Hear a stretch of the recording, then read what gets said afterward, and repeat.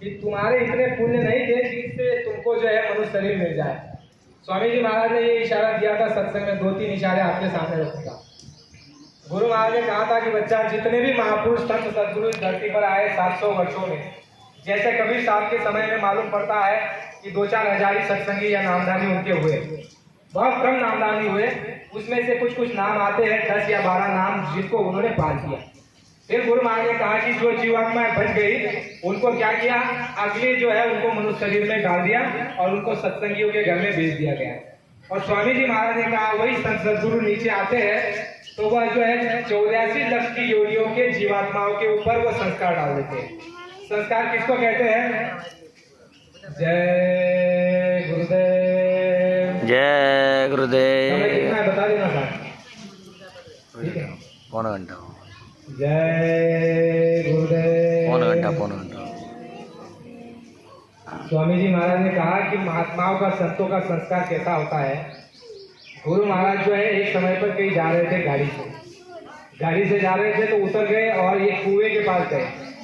अब उस कुएं के पास में जो है, कुएं में इतना गंदा पानी था, लेकिन फिर भी उस गंदे पानी में से गुरु महाराज ने जो है कचरा एक तरफ कर दिया और कुछ पानी उठा लिया। जो स्वामी जी महाराज के साथ में प्रेमी था, ड्राइवर था, वो उस चीज को देख रहा था। स्वामी जी महाराज ने उस पानी को जो है साफ करके जो ऐसे उठाया और मुंह में डाल दिया और उस पानी का ऐसा कुल्ला कर दिया और वो कुल्ला जो है कुएं में छोड़ दिया। और वही कुल्ला छोड़ करके ऊपर आए तो प्रेमी ने देखा कि स्वामी जी महाराज ने ऐसा क्यों किया। तो उस प्रेमी ने जब स्वामी जी महाराज से पूछा कि स्वामी जी महाराज ये क्या लीला थी, ये क्या खेल था, तो गुरु महाराज ने ये बताया कि बच्चा, यह कुल्ला किया हुआ पानी जिन कीट में, मछली में, कीड़ों में, मकोड़ों में, मक्खी में, इन जिनके भी मुख में ये पानी जाएगा, इनको सभी को मनुष्य शरीर मिल जाएगा। जय गुरुदेव। तो ऐसा केवल गुरु महाराज ही नहीं, गुरु महाराज ने कहा जितने भी संत सदगुरु इस धरती पर आए उनके शरीर का इतना प्रताप होता है, आप विचार कीजिए। और आप और हम महाभारत और जो है रामायण की चर्चा करते हैं रात दिन, लेकिन स्वामी जी महाराज ने कहा भगवान राम के समय में जो उनके साथ जुड़ करके रहे, कितने लोगों ने उनको पहचाना, कितने लोगों ने लाभ उठाया। भगवान कृष्ण के समय में जो उनके साथ जुड़े रहे, कितने लोगों ने लाभ उठाया, कितने लोगों ने विश्वास किया। स्वतः जो अर्जुन थे, पांडव थे, उन्होंने भी उन पर विश्वास नहीं किया। जब कहा कि गांधी उठाओ धर्म करो, कृष्ण भगवान की बात भी उन्होंने नहीं मानी। तो आज भी धर्मशास्त्रों में लिखा है कि वो नरकों में पड़े हुए हैं।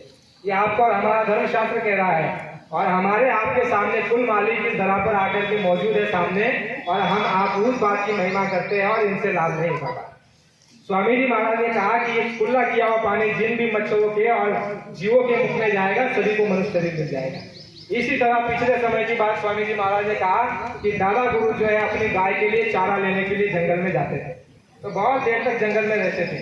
तो प्रेमियों ने देखा कि दादा गुरु महाराज यानी उनके गुरु हमारे दादा गुरु महाराज कि इतना समय जंगल में क्या करते हैं और थोड़ा सा चारा ऐसे जो है पोटली में लेकर के आते हैं।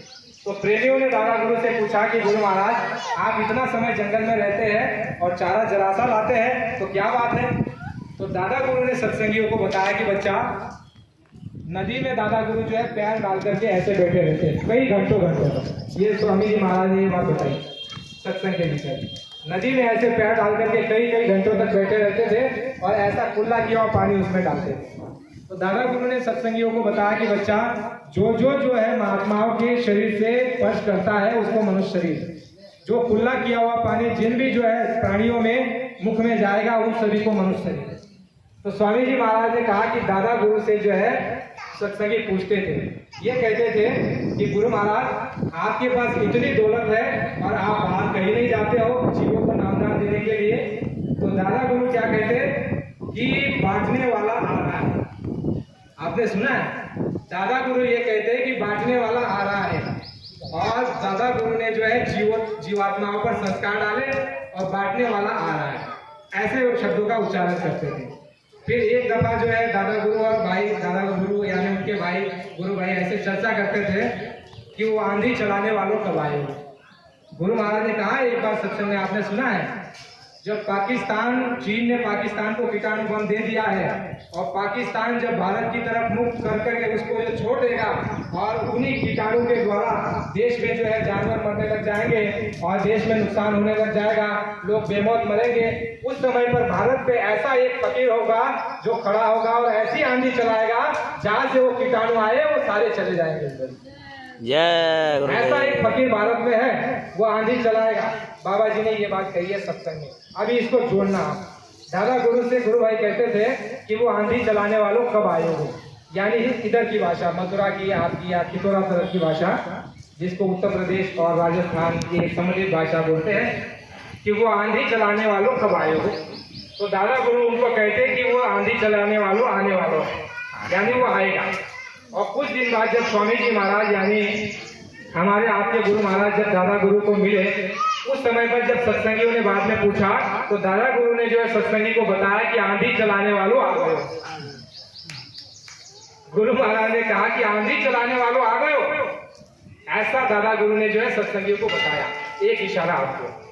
और बीच में चलते हैं संस्कार महात्माओं की। जब गुरु महाराज ने कहा कि जीवात्माओं के ऊपर संस्कार डालते हैं संत सदगुरु, दादा गुरु ने ज्यादा प्रेमियों को नामदान नहीं दिया, बहुत कम गिने चुने को नामदान दिया। और इतनी परिपूर्ण जो है शक्तियों के धनी होते हुए भी दादा गुरु ने उस दौलत को छुपा करके रखा, बिल्कुल होश और किसी को हवा भी नहीं होती थी। गुरु महाराज सत्संग में बताते, बच्चा गांव के लोग तक नहीं जानते थे कि दादा गुरु के पास इतनी बड़ी दौलत है। एक बार का किस्सा गुरु महाराज ने सुनाया कि एक नाई को एक साहूकार ने जो है ये कहा, जहाँ पर दादा गुरु जो है अपना बाल बनाते थे, उस नाई को एक साहूकार ने कहा, अरे नाई जरा देखना, ये तुम्हारे पास जब पंडित जी आते हैं उस समय पर जरा इनको पूछना कि इनके पास ऐसा क्या है कि इतने लोग बाहर से दूर से इनके पास चले आते हैं। यानी दूर से लोग आते थे लेकिन गांव के लोग जानते नहीं थे। जैसे आप कहते हो ना, अभी अभी एक गुरु भाई ने भी हमको रास्ते में कहा कि आपका महाराष्ट्र इतना दूर है लेकिन इतनी बड़ी संगत है, और हम तो गुरु महाराज के पास ही है और गुरु महाराज की इतनी छोटी संगत। तो स्वामी जी महाराज ने उस पर भी कह दिया है कि दिए के नीचे अंधेरा होता है। और दूसरा कारण ये बताया था कि बच्चा, मैं इनको अगर जगह दूँ तो ये तुमको बैठने के लिए जगह मिलेगी, ऐसा गुरु महाराज ने बताया। और मथुरा का मैं ऐसा भेद खोल दूंगा आने वाले समय में, अगर वो भेद आज खोल दूँ तो लोग यहाँ की मिट्टी खोद करके ले जाएंगे। एक समय ऐसा आएगा कि सारी दुनिया के लोग यहाँ पर आएंगे मथुरा में, और मथुरा के लोग भी जगेंगे। लेकिन गुरु महाराज ने कहा कि अभी अगर इनको जगा दूँ तो ये पहले से जगह संभाल लेंगे। तो स्वामी जी महाराज ने ये कहा कि दादा गुरु के गांव में उस नाई को साहूकार ने कहा कि जब पंडित जी तुम्हारे पास आए तो उनसे जरा धीरे से पूछना कि पंडित जी तुम्हारे पास, आपके पास क्या वस्तु है कि बड़े दूर से लोग आते हैं। नाई ने कहा ठीक है, जरूर पूछूंगा। दादा गुरु आए एक दिन, बैठे और बाल बना रहे थे। तो नाई ने जो है, नाई तो बड़े होशियार होते हैं, कुछ भी जानना हो तो सबसे अच्छा जो स्रोत है वो नाई का है, अगर कोई भेद जानना है तो नाई ने जो है धीरे से पूछा पंडित जी यानी हमारे दादा गुरु को कि पंडित जी आपके पास तो बड़े दूर से लोग आते हैं, क्या चीज है आपके पास है? तो दादा गुरु ने उनसे ये कहा कि बच्चा तुम देखना चाहते हो या सुनना चाहते हो? तो नाई कहता है पंडित जी एक काम करिए, दिखाई दीजिए।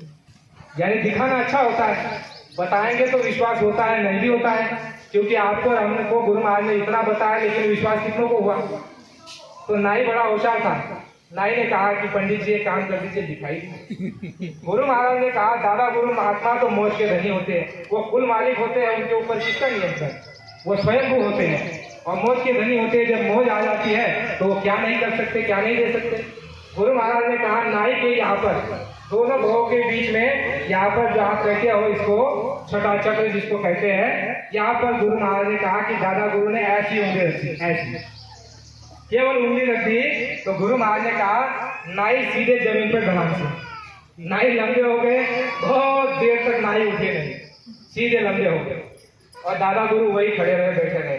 और बहुत देर बाद जब नाई को होश आया यानी जागृति आई, वापस अपने नीचे शरीर में आए, तो गुरु महाराज ने बताया नाई जो है वो दादा गुरु के साष्टांग नमस्कार करने लग गया।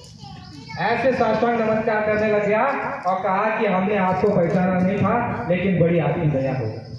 यानी वो भेद खोल दिया, वो दिशा दिखा दी, वो चमत्कार, वो नूरानी रूप और वो अंतर का भेद दिखा दिया। और कहा गया है रामायण में भी आप पढ़ते हो ना कि अनुभव जो है, अनुभव बड़ी चीज होती है।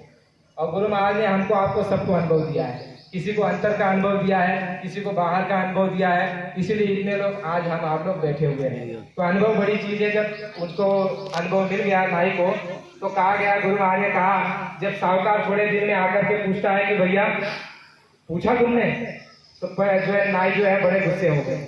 कहा कि जाकर के तुम ही पूछ लो, हमको नहीं पूछना। यानी कि जो साहूकार ने कहा कि भेद लेकर के आना, तो नाई ने कहा कि हम कुछ नहीं तुमको बताएंगे, तुम खुद जाकर के देख लो। तो गुरु महाराज ने कहा कि वो जब चीज मिल जाती है वो ऐसी चीज है। गुरु महाराज ने कहा वो सब तुम्हारे पास है, अंदर में पड़ी हुई है, लेकिन तुम्हारे पास जो है विश्वास की कमी है, प्रेम की कमी है, श्रद्धा की कमी है। तुम्हारा जो प्रेम सूख गया है, तुम्हारा विश्वास डगमगा गया है, तुम्हारा जो है श्रद्धा जो है कमजोर हो गई है। गुरु महाराज ने कहा तुम्हारी झोली जो है वो फटी हुई है, इसलिए महात्मा जो दया करते हैं वह दया तुम जो है अपनी झोली में दे नहीं पाते हो। गुरु महाराज ने कहा कि महात्मा कहते हैं कि तुमको दया चाहिए, तो महात्मा दया भी देते हैं, लेकिन तुम उस दया को उठा करके फेंक देते हो। जय गुरुदेव,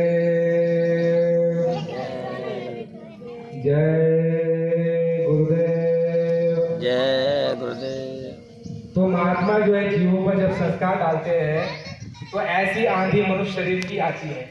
गुरु महाराज ने कहा, उस समय इंदिरा सरकार को कहा था कि जो नसबंदी का कार्यक्रम चलाया जा रहा था उसके और उसके बेटे द्वारा, कि जबरदस्ती लोगों को जो है गाड़ियां गाँव में जाती थी और उठा करके हमारी जो ये बूढ़ी माता रहती होगी, इन्होंने वो दौड़ देखा होगा, हमने तो सुना है उनसे। तो उस समय पे गाड़ियां, सरकारी गाड़ियां आती थी और लोगों को उठा करके, मनुष्यों को, आदमियों को उठा करके जो है उस समय पर नसबंदी करी जा रही थी। और उस समय कई लोग जो है खेतों में भाग जाते थे और जो है रातों रात वहां पर खेतों में बैठे रहते थे, पेड़ों के ऊपर और जंगलों में छुप जाते थे। ऐसा समय वो था। उस समय स्वामी जी महाराज ने उसको आगाह किया था कि बच्ची, तुम ब्राह्मण हो, तुमको ये शोभा नहीं देता, तुम जो है नसबंदी का जो काम कर रही हो प्रकृति के विरुद्ध जा रही हो और ये विनाश के लक्षण है, तुम ये काम मत करो, क्योंकि कुदरत ने, प्रकृति ने जो व्यवस्था और रचना बनाई है उसमें तुम हस्तक्षेप मत करो और तुम इस काम को बंद कर दो। अगर तुम जो है इस रास्ते को बंद करोगे, तुमको मालूम नहीं कि महात्माओं ने जो है जीवों को संस्कार डाले हैं और वह सभी जीवात्माएं जो है मनुष्य शरीर में आ रही है और ऊपर से अवतारी शक्तियां भी नीचे जन्म ले रही है और तुमको मालूम नहीं है। अगर तुम इस रास्ते को बंद करोगी तो मैं आसमान से बच्चे गिरा दूंगा। जय गुरुदेव। ये आबादी गुरु महाराज ने कहा रुकने वाली नहीं है। सरकार द्वारा देखिए, उठाइए इतिहास पीछे का, कितने जो है योजना चलाई गई, पैसे तक दिए जाते थे कि तुम अगर नसबंदी करोगे तो तुमको इतना, नसबंदी के लिए कोई आदमी ले जाएगा तो उसको कमीशन इतना। लेकिन फिर भी गुरु महाराज ने कहा 85 और 90 के दौरान, 1985 और 90 के दौरान, कि बच्चा आज देश की आबादी 2 अरब की है। कितने? 2 अरब। 2 अरब। गुरु महाराज ने कहा, उस समय सरकार चिल्लाती थी 84 करोड़ 85 करोड़ 84 करोड़ 85 करोड़। गुरु महाराज उस समय पर ललकार लगा करके कहते कि तुमने जनगणना की चोरी की है और तुमने जो है जनगणना की चोरी की है और 85 करोड़ आबादी बता करके पार्लियामेंट में तुम अगर 85 करोड़ आबादी का अगर बजट बनाओगे तो इनको पूरा नहीं पड़ेगा, इनको पूरा नहीं पड़ेगा। 2 अरब की आबादी यानी 200 करोड़ की आबादी 85, 86, 90 के दौरान में, 80 और 90 के दशक में गुरु महाराज ने कहा, तो आज आपका 2023 आ गया, आज की कितनी आबादी हो। तो स्वामी जी महाराज ने कहा कि आबादी रुकने वाली नहीं है और ये आबादी लगातार बढ़ती जा रही है। और ये आबादी बढ़ने का कारण क्या है, मनुष्य शरीर मिलने का कारण क्या है, महात्माओं की दया। एक एक बात आप समझिए, सब कुछ आज नहीं समझ में आएगा। एक एक बात हमको आपको समझना है। मनुष्य शरीर हमको आपको किसकी दया दृष्टि से मिला? महात्मा, किसी और की नहीं। तुम्हारे और हमारे कोई पुण्य ही नहीं थे ऐसे कि हमको आपको ये मनुष्य शरीर मिल जाता है। अगर पुण्य होता तो तुम्हारा हमारा उठना बैठना चलना बोलना और हमारी आपकी श्रद्धा विश्वास भक्ति बहुत मजबूत होती। लेकिन स्वामी जी महाराज ने कहा कि 184 के जीवों को सीधा अगर मनुष्य शरीर डाल दिया जाए तो 184 के जीवों का गुण धर्म उन मनुष्य शरीर में रहता है। बात समझ में आई? जय गुरुदेव, जय गुरुदेव। अब उदाहरण के लिए समझिए, हम कहते हैं ना, बहुत से सत्संगियों को ऐसी शंका रहती है, भाई इतना ऊंचा ज्ञान, इतने ऊंचे महात्मा, इतना ऊंचा सत्संग, इतना ऊंचा हमारा क्षेत्र संत मत, लेकिन हमारे पंथ में, हमारे ये संप्रदाय में और हमारी जय गुरुदेव संगत में ऐसी बातें क्यों हो रही है? तो मूल कारण समझिए। गुरु महाराज ने कहा, बच्चा, जब महात्मा 84 के जीवों पर संस्कार डाल देते हैं, जैसे महात्मा ने जो है पानी मुंह खुला करके जो है नदी में या फिर उस कुएं में डाल दिया। तो कुएं में कितने प्रकार के जीव है? सांप भी है ना, बिच्छू भी है, हर प्रकार के मच्छर भी है जो काटते हैं। आप सीधे ऐसे जीवों को लक्ष्य 84 से उठा करके अगर मनुष्य शरीर दिला दिया जाए और मनुष्य शरीर के साथ साथ उनको संसंग में जो है भर्ती कर लिया जाए, तो आप विचार कीजिए हमारी आपकी मनोस्थिति क्या होगी। क्योंकि आपकी और हमारा गुणधर्म गया ही नहीं है। अगर बिच्छू को अगर मनुष्य शरीर मिल गया, हो सकता है कि मैं भी बिच्छू हो पिछले जन्म में या 84 में, मैं आपके ऊपर नहीं बोल सकता क्योंकि हम तो अज्ञान है, हम कुछ नहीं जानते। लेकिन अगर मान लीजिए हम बिच्छू के योनि में थे पीछे जन्म में, महात्माओं ने संस्कार डाल दिया और सीधे मनुष्य शरीर में और संगत में डाल दिया, तो आज भी ऐसी बात बोलेंगे कि किसी को जो है पीड़ा होगी। अगर मच्छर की योनि में रहे होंगे तो आज भी ऐसा काम करते हैं कि डंक मारना। बात समझ में आई कि नहीं? तो मूल कारण ये समझिए, लेकिन अहित किसी का नहीं हो रहा है। किसी को फूल नहीं तो फूल की पंखुड़ी तो जरूर मिलेगी। यानी महापुरुष जो होते हैं दूरदर्शी होते हैं, वो दूर की बात को जानते हैं। लक्ष्य 84 से जिस महापुरुष ने, जिन महापुरुषों ने तुमको हमको मनुष्य शरीर दिला दिया और लक्ष्य 84 का फाटक बंद कर दिया, विचार करो कितने सर्वसमर्थ है। तो इस बात की भी तुम और हम चिंता मत करो कि संगत में ये जो बाधाएं चल रही है, ये जो वाद विवाद और ये जो खींचातानी चल रही है, ये क्यों चल रही है? ये सारे मालिक की मौज से हो रहा है, उनकी मौज से हो रहा है। गुरु महाराज ने कहा कि दो तरह की धारें चल रही है, काल की धारा भी प्रबल चल रही है और दयाल की धारा भी प्रबल चल रही है। अब तुम इस बात का निर्णय लो कि तुमको किस धारा में बहना है। गुरु महाराज ने कहा कि सत्संग का, संतों का ऐसा अखाड़ा होता है, ऐसा बाजार लगाते हैं जिसमें हर तरह का सामान होता है, लोहा लक्कड़ पीतल सोना चांदी हीरे मोती, ये सब प्रकार का सामान महात्मा जो है बाजार लगाते हैं। पर तुम इस चीज को देखो, तुम इस चीज को समझो कि तुम किस वस्तु के ग्राहक हो। तुम और हम किस वस्तु के ग्राहक हो, इस बात को तुमको समझना पड़ेगा। गुरु महाराज ने कहा हमने आपने जाने अनजाने में जो सेवा की, जो सत्संग करा, जो हमने जो है धन का, रुपया का, जो अन्न का जो है सेवा और दान में दिया, गुरु महाराज ने कहा वो सारा जो है तुम्हारा परमार्थ और सारा जो तुम्हारी भक्ति और सेवा में जो है भजन में जोड़ा गया। तो गुरु महाराज ने अभी ये जो है दिशा हमारे सामने रख दी है। गुरु महाराज ने कहा कि जीवों के सामने एक परिस्थिति, एक समय ऐसा आता है, जैसे गौतम बुद्ध का आपको समय बताता हूँ। गौतम बुद्ध का जब जन्म हुआ उस समय पर ज्योतिष ये बताते थे कि ये जो है राजा बनेंगे। कुछ ज्योतिष ये बताते थे कि ये राजा बनेंगे और कुछ ज्योतिष ये बताने लग गए कि ये राजा नहीं महात्मा बनेंगे, ये उच्च स्थान को प्राप्त करेंगे। लेकिन जो है कुछ समय ऐसा आया, माँ बाप ने जो है गौतम बुद्ध को यानी सिद्धार्थ को, उस समय राजकुमार थे, उनको ज्ञात हो गया माता पिता को, सिद्धार्थ के माता पिता, गौतम बुद्ध के माता पिता को, कि यह जो है साधु बनने की बात इसके प्रारब्ध में लिखी है, तो इसके लिए ऐसा माहौल पैदा किया जाए कि इसके विचार और मन में ऐसी बात आए ही नहीं। तो गौतम बुद्ध के माता पिता क्या करते, उनको जो है बाहर नहीं निकलने देते और किसी भी वृद्ध आदमी को और वृद्ध महिला को और रोगी आदमी को उसके आसपास नहीं जाने देते। सुंदर, स्वस्थ और तंदुरुस्त और हट्टे कट्टे और सारे जवान खाने के लिए जो है 56 भोग, रहने के लिए सारी सुख सुविधा, ऐसी व्यवस्था उसके माँ बाप ने करके रखी। इसलिए क्योंकि इसके प्रारंभ में लिखा है महात्मा और साधु बनना, तो ये कहीं चला ना जाए। लेकिन जो है कहते हैं ना कि प्रारंभ में जो लिखा होता है उसको कोई लेट नहीं सकता। तो एक दिन ऐसा हुआ कि सिद्धार्थ गौतम बुद्ध अपने मित्र के साथ रात को निकल गए। रात को निकले तो उन्होंने एक रास्ते में देखा कि एक घोड़ी, एक जो है लाचार और एक बीमार आदमी जो है पड़ा हुआ है और दर्द से चीख रहा है, पुकार रहा है और दर्द से जो है उसकी गर्भा निकल रही है। तो सिद्धार्थ यानी गौतम बुद्ध की आवाज निकली कि भाई कौन है? तो उनके मित्र ने कहा कि ये रोगी है, ये कोड़ी है, इसको ये तकलीफ है, ये दुख है, ये परेशानी है। फिर सिद्धार्थ के मन में जो है उसकी बुद्धि ने उसको झकझोरा कि मेरा भी समय ऐसा आएगा, अगर इसका समय ऐसा है। आगे निकला तो आगे एक बूढ़ा व्यक्ति नजर आया।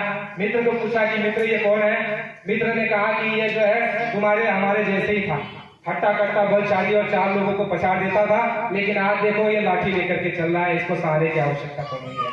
ऐसे शब्द जब कान पर पड़ने लगे, ऐसे दृश्य जब दिखाई देने लगे, तो वो जो संस्कार था वो जाग गया। और वो संस्कार जब जागा तो सिद्धार्थ ने यह निर्णय लिया कि मैं राज नहीं भोगूंगा, मैं प्रभु को, परमात्मा को प्राप्त करूंगा। तो 2 दिशा गुरु महाराज ने बताई क्या होता है। गुरु महाराज ने कहा कि तप करोगे, यानी सिद्धार्थ के प्रारंभ में तप का फल था, तप करोगे तो राज मिलेगा, और राज करोगे तो नर्क मिलेगा। तो स्वामी जी महाराज ने क्या कहा कि तप से चूंकि राज मिलत है और राज से चूंकि नरका, और जो जैसा करे वैसा उसको फल मिले, इसमें पड़े नहीं नरका। तो स्वामी जी महाराज ने कहा कि तुम जब पुण्य और तुम्हारा तप जब बढ़ जाए तो तुम क्या मानना, प्रभु को और परमात्मा को मानना।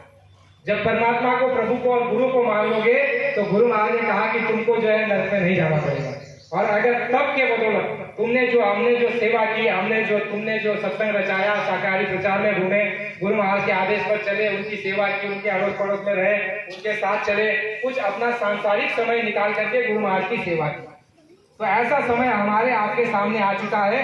गुरु महाराज ने कहा कि बच्चा, इस सत्संग के पंडाल में, इस सत्संग के दायरे में, महात्माओं के अखाड़े में जो भी जिस भाव को लेकर के आता है, उन सभी के भाव को महात्मा पूरा करते हैं। तो स्वामी जी महाराज ने ये कहा कि सभी के भाव को पूरा करते हैं। इसी तरह आज जो है तुमको, हमको ये आजादी दे दी गई कि हमने जो सेवा की, जो सत्संग रचाया, जो साधन भजन किया, गुरु महाराज के पास जाकर के कुछ सेवा दी, इसका फल तुम क्या चाहते हो? ये गुरु महाराज ने आज हमारे आपके सामने ये दिशा दो राह पर हमको खड़ा कर दिया कि तुम और हम क्या चाहते हैं। तुमको और हमको आजाद खड़ा कर दिया कि तुमको क्या चाहिए। तुमने जो सेवा की है, तुमको उसका फल क्या चाहिए।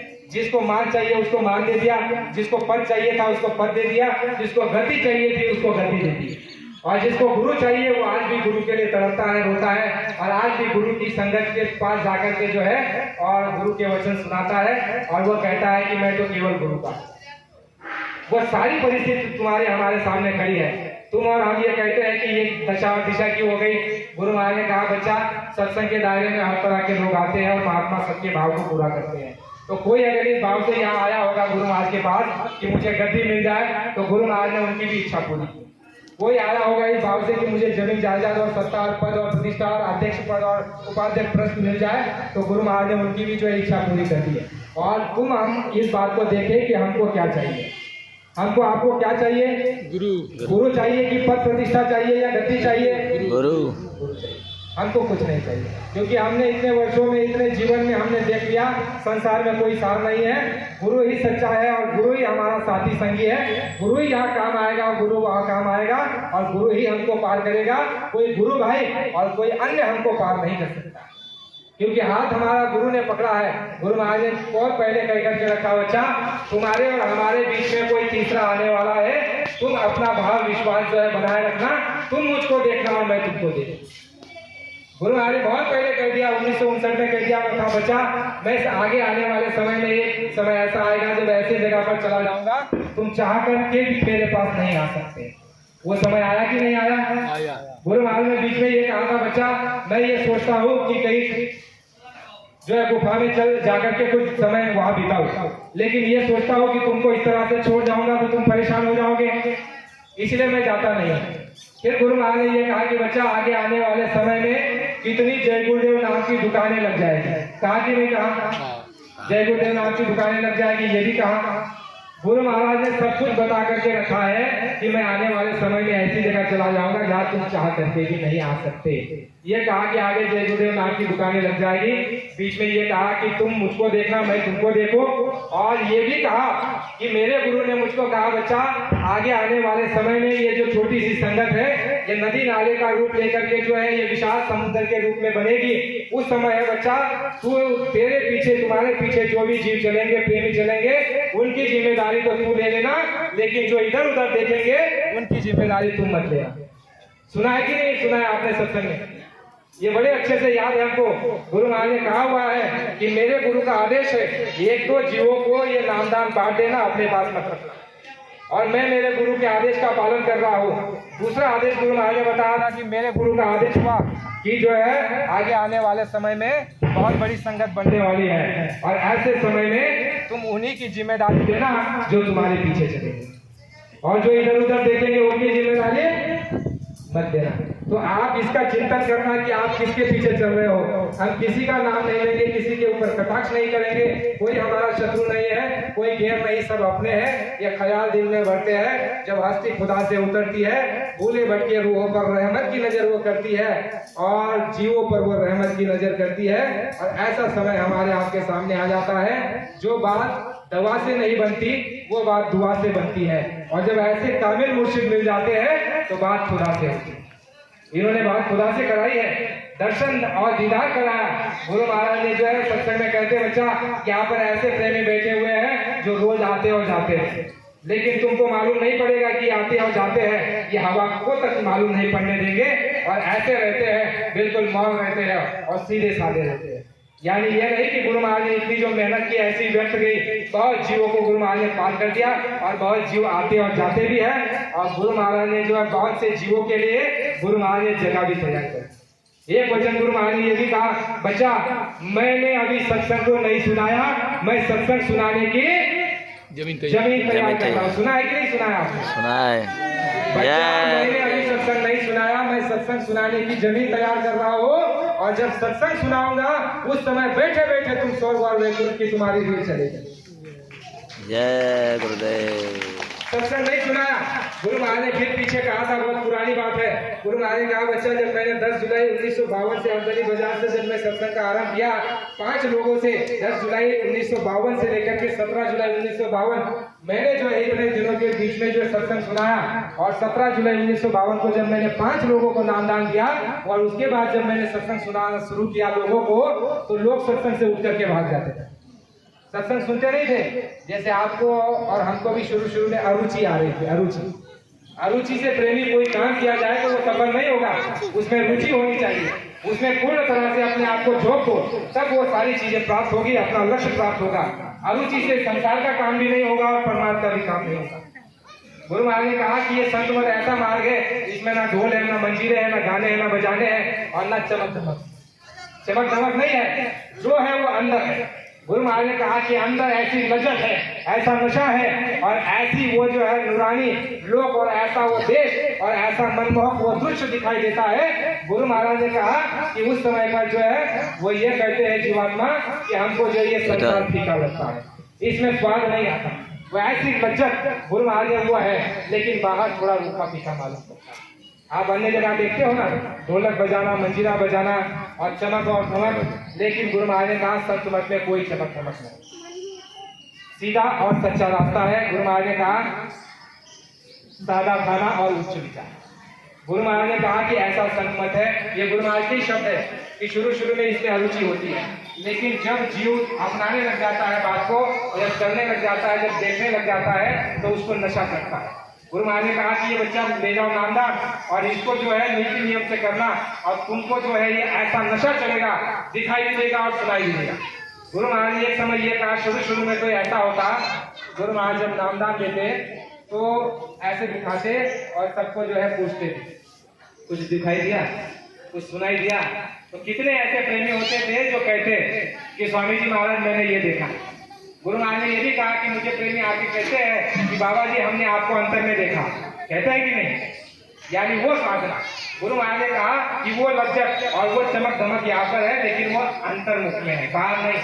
अंतर्मुख में है, बाहर की दृष्टि बंद करके अंदर का नजारा देखो। अंदर वो ऐसी चीज, ऐसी दौलत प्राप्त होती है। गुरु महाराज ने कहा, मीराबाई ने कहा कि चोर न लूटे, खच्चर न फूटे, पायो जी मैंने नाम रतन धन पायो, वस्तु अमोलक दीने मोरे सतगुरु, करी कृपा अपनायो। और कहा कि चोर न लूटे, खच्चर न फूटे, ऐसी वस्तु मुझको प्राप्त हुई। गुरु महाराज ने कहा जब मैं सत्संग सुनाता था तो लोग उठ करके बाहर जाते थे, अरुचि होती थी। तब फिर गुरु महाराज ने क्या कहा कि बच्चा मैंने वो सत्संग बंद कर दिया, वो रूहानियत का, वो लौकिक और पारलौकिक वो सत्संग, वो चेतन, वो सत्संग मैंने बंद कर दिया। फिर मैंने उदाहरण देना शुरू किया, रामायण, गीता, भागवत, जिस संत का, उस महात्मा का ऐसा उदाहरण गुरु महाराज ने हमको देना शुरू किया। तब स्वामी जी महाराज ने कहा कि सब आप लोग आकर के बैठते रहे, ऐसे नहीं बैठते थे। फिर बीच में यह कहा कि अभी तो मैंने सत्संग सुनाया है, यानी शुरू में वो सत्संग, जो सत्संग सुनकर के गुरु महाराज ने कहा जब नामदान देते थे, दिखाते थे और सत्संग सुनाते थे, ध्यान भजन पर दिखाते थे, तो जीते जी ये स्वर्ग और वैकुंठ की ये जो है बाहर चलती थी, इतनी दया उस समय पर थी। पुराने प्रेमी हमारे बताते हैं। हमारे एक जो सूरत के प्रेमी हुए बाना काका उनका नाम है, टाटाजी है, बहुत पुराने 1964-65 के समय के वो सत्संगी जुड़े हैं। इतने भोले भाले सीधे साधे हैं बेचारे। उनको हमने एक बार पूछा था, जय गुरुदेव, जय गुरुदेव। उनको हमने टाटाजी बीका भाई बाना भाई को हमने पूछा था कि बाना भाई, ये जो संगत में अभी जो सनातनी चल रही है इसका क्या किया जाए, क्या कैसे रहा जाए? तो बाना काका ने हमको उत्तर दिया था, बहुत पुराने 1964-63 के समय के तारधारी कप्तानधारी आज भी मौजूद है सूरत। उन्होंने बहुत अच्छा उत्तर दिया था। उन्होंने कहा कि देखो एकनाथ भाई, हमको तो अपने यार की यारी प्यारी है। क्या कहा? हमको तो अपने यार की यारी से मतलब है, हमको किसी से क्या मतलब है। लेकिन सम्मान सबका है, हमको हमारे यार की यारी से मतलब है, हमको और किसी से मतलब है। हम यहाँ किसको देख करके आए हैं? गुरु महाराज को देख करके। और गुरु महाराज ने कहा कि बच्चा, मेरा काम ना कोई कर सकता है ना कोई रोक सकता है, और मैं काम किए बिगड़ जाने वाला नहीं हूँ, चाहे मुझे 400 साल क्यों ना रहना पड़े। तो ऐसी एक बातें नहीं है प्रेमियों, 1-2 घंटा आपके सामने रख दिया जाएगा उदाहरण के साथ, समय के साथ, और किस पत्रिका में और किस समय कौन से वीडियो ऑडियो में।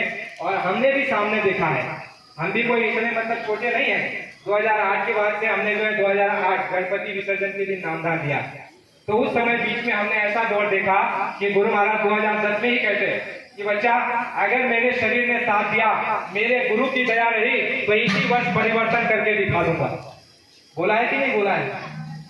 इसी वर्ष परिवर्तन करके दिखा दूंगा अगर मेरे शरीर ने साथ दिया और मेरे गुरु की दया हुई तो।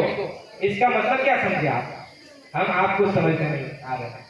गुरु महाराज ने कहा कि ये काम मैं करूंगा और इस काम को कोई रोक नहीं सकता और इस काम को कोई दूसरा कर भी नहीं सकता। लेकिन आज क्या कहा जा रहा है? इतना दुख हो रहा है देख करके। रास्ते में हम आ रहे थे तो देखा बाबा जी का कहना है शाकाहारी रहना है, और नीचे अपना नाम लगा दिया। अरे भाई क्या है? कबीर साहब ने जो दुआ चौपाई जो बात कही है, आज भी ये कहा जाता है कि ये कबीर साहब की कही हुई बात है। ये नहीं कहा जाता है कि ये शिष्यों ने कहा है, कहा जाता है। तो जब स्लोगन, जो आदेश, जो उपदेश, जो विश्वव्यापी शाकाहारी का जो अभियान गुरु महाराज ने छेड़ा, बाबा जी का कहना है शाकाहारी रहना है, तो ये उन्हीं के नाम से चलना चाहिए कि नहीं चलना चाहिए? आप और हम दूसरे का नाम लिख देते हैं, हमारा आपका हाथ नहीं कांपता। इतना बड़ा हम जो है गुरुद्रोह करने जा रहे हैं प्रेमियों, आपको जान लाना चाहिए। लेकिन ये बिल्कुल जो है ऐसा अन्याय मत कीजिए कि आप गुरु के काम को, गुरु महाराज ने कहा बच्चा, मेरी बातों को पीछे करके कोई आगे नहीं जा सकता। क्या कहा? मेरी बातों को पीछे करके कोई आगे नहीं जा सकता। और एक ऐसा समय आ रहा है, हर कोई आदमी मेरी बातों को दोहराएगा और सभी को इस प्लेटफॉर्म पर और इस मंच पर आना पड़ेगा और यही से काम होगा। जब ये कह दिया गया कि मेरी बातों को पीछे करके कोई आगे नहीं जा सकता, तो क्यों लोग ये प्रयास कर रहे हैं कि बाबा जी को भुला दिया जाए इन लोगों के मन और विचार से और बुद्धि से, और बाबा जी के आदेशों को, बाबा जी के वचनों को अपना नाम और अपनी बात बोल करके दोहराया जाए और अपना नाम कर दिया जाए? क्यों ऐसा प्रयास किया जा रहा है? ये गुरुद्रोह प्रेमियों, ऐसा नहीं करना चाहिए। जो कर रहे हैं उन्हें करने दीजिए। अगर समझाने से समझ जाते हैं तो ठीक है, नहीं समझते हैं तो अपना और आपका रास्ता जो है गुरु ने इख्तियार करके रखा है। गुरु महाराज ने हमारी पृष्ठभूमि तैयार करके रखी है। हमको बात तो गुरु की ही करनी पड़ेगी और गुरु की ही करनी होगी उस वक्त तक जब तक हमारी श्वासें चल रही है। कहा गया संत मत कोई, ये जो है गुरु महाराज ने कहा संत मत जो है ये कोई खाला का घर नहीं है, महात्माओं का दरबार, ये संगत और ये सत्संग। गुरु महाराज ने कहा इसमें जो है नीति नियम और इसमें जो है एक वचनों को, हर एक बात को पकड़ करके उस तरह से चलना होता है। जितना लाभ इस पर चल करके होता है उतना ही हानि और नुकसान इसके विपरीत जाने से होता है। इसके विपरीत जाने से होता है प्रेमियों। आपने सुना होगा गुरु महाराज ने सत्संग के दायरे में एक समय ये भी कहा था कि संत की निंदा नानका फिर नरके जाए। क्या? संत की निंदा नानका फिर नरके जाए। संत की अगर प्रशंसा करोगे, अगर उनका दर्शन करोगे, तो महात्माओं ने कहा कि साध का दर्शन करोगे तो तुम्हारे अनंत जन्मों के जो है पाप के अंबार छट जाएंगे।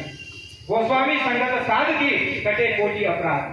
कोटि अपराध तुम्हारे कट जाएंगे अगर संतों का दर्शन करोगे, संतों के सत्संग में आओगे तो तुम्हारे हमारे जो है गुरु महाराज ने कहा अनंत जन्मों के पाप खत्म हो जाएंगे। और संगत में आने के बाद, सदगुरु की शरण अपनाने के बाद गुरु महाराज ने कहा तुम्हारी आने वाली 7 पीढ़ी भी तर जाएगी और जो पूर्वज जो चले गए वो 7 पीढ़ी भी तर जाएगी। इतना लाभ अगर इसके चलने से, उचित चलने से है तो इतना ही नुकसान इसके विपरीत जाने से है प्रेम। आज हमारे आपके संगत में ऐसी परिस्थिति निर्माण हो गई, बोलना नहीं चाहते इस विषय पे, जाना ही नहीं चाहते, लेकिन ऐसी परिस्थिति आ गई। हमने सत्संग बहुत सुना लेकिन वर्तमान स्थिति अगर नहीं जानते, नहीं समझते, नहीं चलना चाहते या कोई बताएगा नहीं तो हम दिशाहीन हो जाएंगे और दिशा भूल हो जाएंगे तो हम जो है विरुद्ध दिशा में जाकर के अपनी हानि करेंगे। तो हमारा एक धर्म और कर्तव्य है। कौन सा कर्तव्य है? सत्संगी है तो हमारा एक धर्म और ड्यूटी और जिम्मेदारी है कि गुरु ने जो सिखाया, जो समझाया, जो उचित बात बताई है वो समय पर जाकर के लोगों को बताया। प्रेमियों, गुरु महाराज ने बहुत बड़ा काम किया है, ऐसा विलक्षण काम किया है गुरु महाराज ने जो इतिहास में आज तक नहीं हुआ। आध्यात्मिक शक्ति हम आप नहीं जानते कि आध्यात्मिक शक्ति किसको कहते हैं। गुरु महाराज एक समय पर जो है, यह आपके करबी गांव है, करबी गांव, वहाँ करबी गांव में जो है सरकार साहब रहा करते हैं महात्मा। उस समय गुरु महाराज शिष्य रूप में थे, शिष्य रूप में उनके पास गए हुए थे। कोई एक अंग्रेज आकर के जो है सरकार साहब से पूछता है दुभाषी लेकर के, यानी भाषांतर करने वाला व्यक्ति उनके पास, कि महात्मा जी आध्यात्मिकता क्या होती है हमको बताइए। ये जो कार्य होने जा रहा है प्रेमियों, आध्यात्मिक कार्य होने जा रहा है, वैचारिक क्रांति होने जा रही है। ये हिंसा की क्रांति नहीं होने वाली है, ये लाल क्रांति नहीं होने वाली है, वैचारिक क्रांति।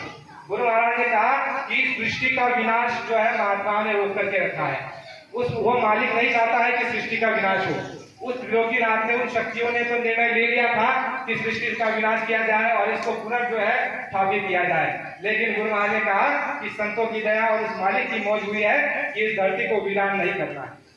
बाकी ये वीरान होने वाली थी, गुरु महाराज ने कहकर रखा हुआ है। गुरु महाराज ने कहा कि एक शाह इनायत साहब हुए, उन्होंने कह दिया अपने वाणी में कि 1980 के दौरान जो है गंदला सब साफ हो जाए, यानी 1980 के दौरान में जो है बहुत भारी विनाश होने वाला था। लेकिन गुरु महाराज ने अपने सत्संग में क्या कहा, बच्चा प्रकृति नाराज है और वो सख्त सजा देने जा रही है और प्रकृति सजा देने जा रही है, लेकिन किसी महात्माओं ने उसको रोक करके रखा, किसी महात्मा ने उसको रोक करके रखा है। तो आध्यात्मिक क्रांति होने वाली है, वैचारिक क्रांति होने वाली है और वैचारिक क्रांति के साथ आध्यात्मिक शक्ति द्वारा कार्य होने वाला है। जय गुरुदेव। तो आध्यात्मिक शक्ति बहुत ऊंची शक्ति होती है। आपकी शारीरिक शक्ति कुछ नहीं, मानसिक शक्ति कुछ नहीं, बौद्धिक शक्ति कुछ नहीं। गुरु महाराज ने कहा तुम्हारी भौतिक बुद्धि, तुम्हारी जड़ बुद्धि और तुम्हारा ये मन और तुम्हारा ये विज्ञान, ये जहाँ पर दम तोड़ देता है वहां से आध्यात्मिकता आरंभ होती है। और वो आध्यात्मिक शक्ति लेकर के गुरु महाराज धरती पर उतरे हैं और जिन्होंने कहा कि अवतारी शक्तियां भी मंडली की मंडली जो है नीचे मृत्युलोक में आकर के जगह जगह महात्माओं ने उनको जन्म दे दिया और उनके अंदर में ये फोड़ा जगती है कि क्या कर दिया जाए, कुछ कर दिया जाए। गुरु महाराज ने कहा इन माता और बहनों के गर्भ से और ऐसे बच्चों ने जन्म ले लिया है जो लखनऊ वालों को सीधा करेंगे, जो जयपुर वालों को सीधा करेंगे, जो बंबई वालों को सीधा करेंगे। ऐसे बच्चों ने इन माताओं के गर्भ से जन्म ले लिया है और वो समय की प्रतीक्षा कर रहे हैं और उनको भी समय की प्रतीक्षा है, मुझको भी समय की प्रतीक्षा है। भगवान राम ने समय की प्रतीक्षा की, भगवान कृष्ण ने समय की प्रतीक्षा की, सभी महात्माओं ने समय की प्रतीक्षा की। ऐ बच्चों, मैं भी समय की प्रतीक्षा कर रहा हूँ और उस समय के बीच में तुमको धारण बना रहा हूँ। ये भी तो कहा, उस समय के बीच में तुमको धारण बना रहा हूँ कि अच्छा समय आएगा, अच्छे लोगों के लिए बहुत अच्छा समय आएगा और बुरे लोगों के लिए बहुत बुरा समय आएगा। गुरु महाराज ने कहा कि ऐसा समय तुमको देखने के लिए मिलेगा। गुरु महाराज ने कहा मैं कतई इस बात के लिए तैयार नहीं हूँ कि तुमको सारी बात खोल करके बताऊं, क्योंकि अगर तुमको खोल करके बताऊंगा तो तुम नकल करोगे। कहा कि नहीं कहा उमेश जी?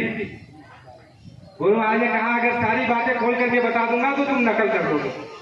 हमने नकल का प्रयत्न किया है।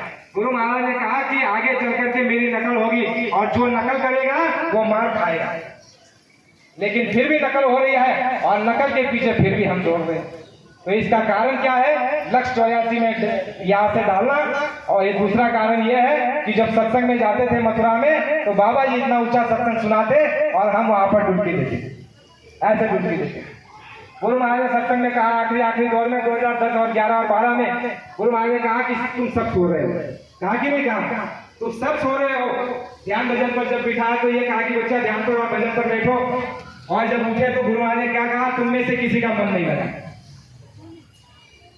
उससे भी आगे जाकर के गुरु महाराज ने 2012 में ये कहा कि बच्चा नयों को नामदान दे दूंगा तो तुम क्या कर लोगे? पुरानों ने क्या कर लिया? जो नयों को नामदान दूंगा तो तुम कुछ कर लोगे? नामदान नहीं मिलेगा।